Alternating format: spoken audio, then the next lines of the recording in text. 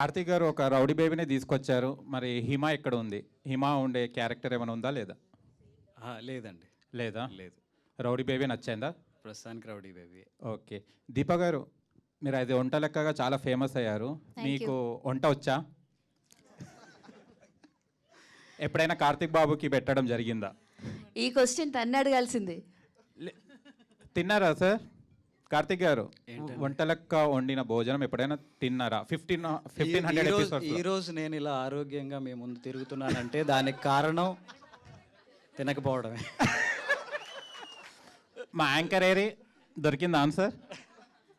అది నిజం చెప్పమని చెప్పండి. కార్తీక దీపం ఫస్ట్ల నుంచి అబద్ధాలే చెప్తున్నా సీరియల్లో.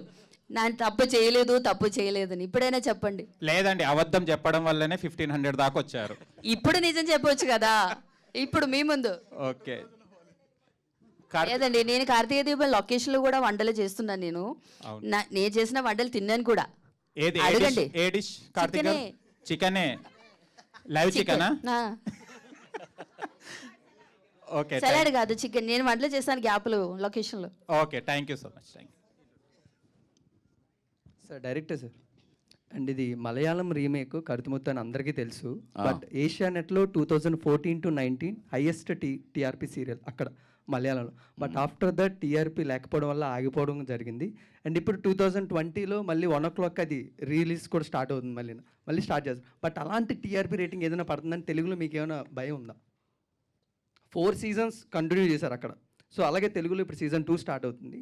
బట్ మీరు ఎలాంటి ప్రికాషన్స్ తీసుకుంటారు ఆ టీఆర్పీ అనేది పడకుండా కాన్స్టెంట్గా ఫ్యాన్స్ పెరగడానికి?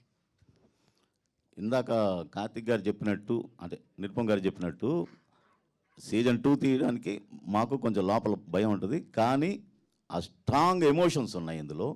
ఎమోషన్స్ పండించడంలో నిరుపమ్ అండ్ దీప దిట్టలు కాబట్టి మాకు ఆ నమ్మకం ఉంది టీఆర్పీ పడదని.